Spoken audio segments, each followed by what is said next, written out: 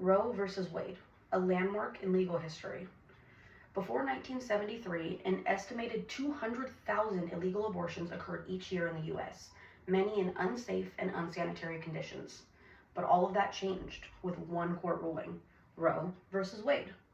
Roe versus Wade was a landmark Supreme Court case that legalized abortion nationwide in 1973 and influenced legal and social debates for decades.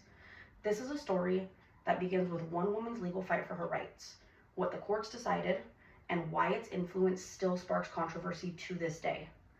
To truly understand how Roe versus Wade became such a pivotal decision, we need to travel back in time to 1970 and start with how the case began. A woman named Norma McCorvey, who used a pseudonym, Jane Roe, to protect her identity, had filed a lawsuit against Henry Wade, who was the district attorney in Dallas, Texas at the time.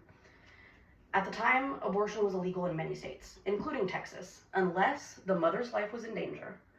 That meant that many women who didn't want to be pregnant for whatever various reasons had to resort to unsafe and illegal measures to terminate their pregnancies. Roe claimed that these laws violated her constitutional rights, especially her right to privacy and personal liberty. Her case would eventually make it all the way up to the Supreme Court and change history forever. After making its way through the hoops of the legal system, the case reached a groundbreaking decision. The court ruled 7-2 in favor of Roe. The Supreme Court ruled that the Constitution protects a person's right to privacy, including allowing women to decide whether or not to have an abortion. The 14th Amendment discusses personal liberties, which helped support their case. However, they also decided that the government does have some right in order to help protect the mother's health and the potential life, which is why overall they created a system based on the pregnancy stages. When you're in your first trimester, you had complete 100% right, go and get your abortion. Now during the second trimester, they start adding some rules depending on where you're at, and in the third, it is completely banned unless the mother's health is at risk. While the decision was legally significant, its effects were felt beyond the courtroom. Roe versus Wade did not end in 1973. It became a symbol at the heart of a national debate, touching on women's health and how much power the government should really have over our personal decisions.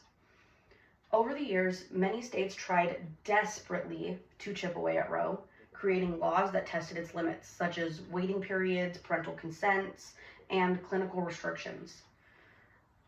The issue has never faded from headlines or politics. Then, in 2022, everything changed. The Supreme Court overturned Roe versus Wade in the case of Dobbs versus the Jackson Women's Health Organization, and that decision gave individual states full control over abortion laws, meaning that some states have protected access where others have banned it almost completely. And this shift didn't just change laws, it reignited the hearts of those debates that spanned across the country.